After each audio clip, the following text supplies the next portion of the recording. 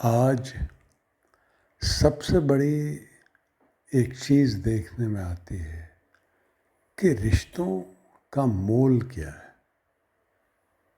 रिश्तों का मोल हमारे माँ बाप के रिश्ते हों, हमारे पति पत्नी के रिश्ते हों, और वो रिश्ते जो हम अपने काम काज में बनाते हैं, हमारी मित्रता हो, एक दूसरे से हमारा जो संपर्क है, ऐसा लगता है कि वो संपर्क सूत्र वो बिखर गया है।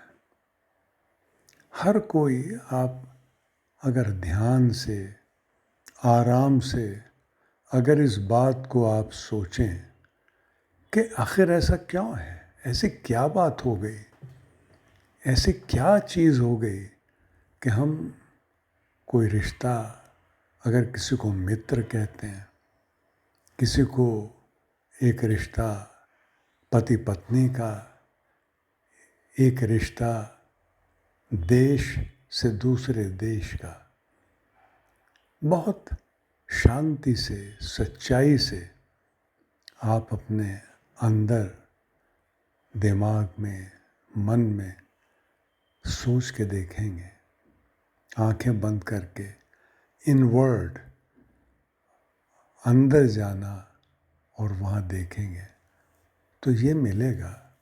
अगर हमने किसी को मित्र कहा तो उन रिश्तों में ये धूल क्यों जमी, मन में खटास क्यों आई।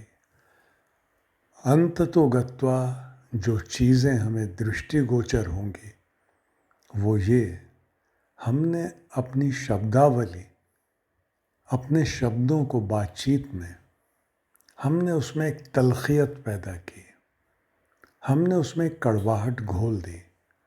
बातचीत करते हुए हमने अपनी अहंकारिता को सबसे ऊपर रखा, अपने आप को ये दिखाने की कोशिश हर रिश्ते में कि मैं कुछ हूँ, मैं तुमसे सवा या शेर, मैं तो सवा शेर हूँ, मैं तो तुमसे हर चीज़ में ऊपर हूँ। हर चीज़ में अपने अहं को ले आना, ये हर प्रकार के रिश्ते की कमज़ोरी है। और यही मिलेगा आपको अगर माँ बाप हैं, वो बच्चों को कहते हैं बेटा ऐसा करना, बेटा ज़रा देख के जाना, तो उसका जो उत्तर मिलता है वो ये मिलता है, हाँ हाँ कोई ऐसी बात नहीं, हमें मालूम है, हमें पता है, हम रोज़ जाते हैं, हमें आपसे ज़्यादा मालूम है। तो ये आवाज़ देखिए, इन शब्दों की साउंड देखिए, हम इन शब्दों की आवाज़ सुनेंगे तो एक ही झनकार मालूम पड़ेगी, और वो है अहंकार। हमें मालूम है, नहीं मैं ये करता हूँ।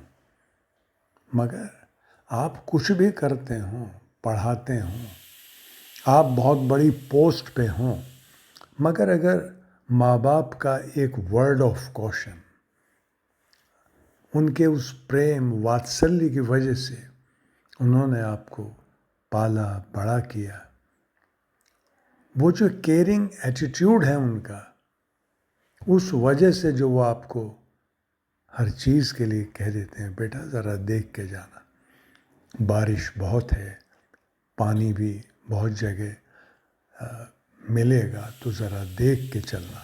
हाँ हाँ मालूम है। ये जो एक जवाब है, ये खुद इस बात को बताता है कि हमें मत बताइए, हम आपसे बहुत ज़्यादा जानते हैं। और यही बात आप पति पत्नी में देखेंगे। जो कार्य करना है, मुझे जो आनंद है वो आनंद किसी को भी मिलेगा, सोच के देखेंगे तो वो आनंद दूसरे की मदद करने में, दूसरे की केयर करने में। ददाति विनयम, देने वाला, उसमें जो एक विनम्रता आती है। और हम क्या करते हैं, कहीं कोई चीज़ इनकी पता लगे, कोई जासूसी करें किसी तरह की, कहाँ जाते हैं, लेट क्यों हो गए, आज दफ्तर में इतनी देरी क्यों हो गई। वो इस तरह के सवालात जो एक खरोंच पैदा करते हैं, जो प्रेम की बाहरी आवरण को उतारते हैं। मुझे अपनी वो सीमा, लक्ष्मण रेखा, कहीं ना कहीं मुझे वो खींचनी चाहिए, वो जो मनोयोग से हो, जो भावना से हो, जिसमें ये हो आप आए हैं तो मैं उनके लिए वो व्यवस्था करूं कि जिसके लिए गृहिणी होती है, वो गृह में अग्रणी होती है, घर को घर बनाने में।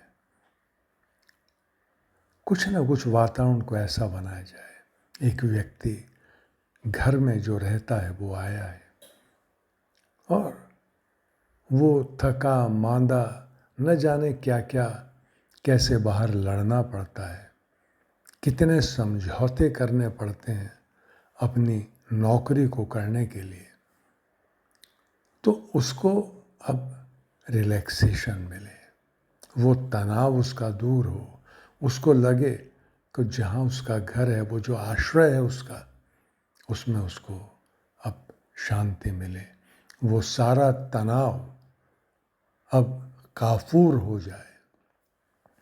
इसी तरह से जो बच्चे घर आते हैं, उनका वो रिजल्ट लेके आते हैं, तो उनके ऊपर एकदम कोई आक्रमण जैसा वातावरण, उस तरह के वाक्य जो उनमें एक भय पैदा करें, वो डर जाएं, अब तो मार पड़ेगी, वो चीज़, वो आभास उनके अंदर नहीं होना चाहिए। उनके अंदर निर्भयता आनी चाहिए। जैसा भी परिणाम हो, जैसा भी हमारा रिजल्ट कार्ड हो, हम घर में जाएंगे, हमारे माँ बाप हमें समझाएंगे, हमारी कमियां बताएंगे, और जो कमियां हमारी रहीं हम उनको सर झुका के सुनेंगे। तो ये जो एक भाव है, ये जब तक हम वो भाव उसी भावना से नहीं देंगे, वहाँ उस बीज से जैसा हम चाहते हैं वो वृक्ष अंकुरित नहीं होगा। हमें वो देना ही पड़ेगा पहले। विनम्रता क्या है, और दूसरों की कई गलतियों को पी जाना वो क्या है, कैसे होता है, पहले हमें करके दिखाना होगा। कुछ कटु बातों को भी सहना, वो भी आना अति आवश्यक है इस जीवन में। हमेशा हर जीवन में सड़क स्मूथ नहीं मिलती, इसमें न जाने कब किस क्षण कोई इतना गहरा मोड़ आ जाता है कि जिसमें आदमी हतप्रभ रह जाता है। ये कैसा मोड़ है, कैसे मुझे मुड़ना है, किधर को जाना है। कहीं चार चार रास्ते दिखाई पड़ते हैं, किस पथ को मुझे चुनना है, बड़ी चुनौती होती है। इसके लिए मन का शांत होना, दिमाग का शांत होना बहुत आवश्यक है। और हमें वो सब इस तरह से देने का प्रयास करना चाहिए कि वास्तव में जो शब्द हैं कि टेक केयर, उसमें दूसरे को यही लगे, किसी भी अवस्था में मरीज कैसा भी आता है, वो चोट फेंट से आता है, वो एक्सीडेंट से आता है, वो गिर के आता है, वो बुखार से आता है, किसी भी प्रकार के रोग से वो आता है, डॉक्टर उसे ये नहीं कहता यहाँ से जाओ। जिस स्थिति में भी आया है, जितनी भी उसकी बुद्धि है, जितना भी उसने जाना है, वो अपनी पूरी बुद्धि कौशल से उसको मदद पहुंचाने का प्रयास करता है। ऐसा प्रयास हम सबके अंदर से उठना चाहिए। हम कमियों की तरफ ध्यान न दें। कमियां हर व्यक्ति में बहुत होती हैं, और जब उसको वो ढूंढेगा तो सच्चाई से अगर देखेगा अंतर्मन को तो ऐसी ऐसी कमियां मिलेंगी, वो स्वयं अपनी आत्मा में निरुत्तर हो जाएगा।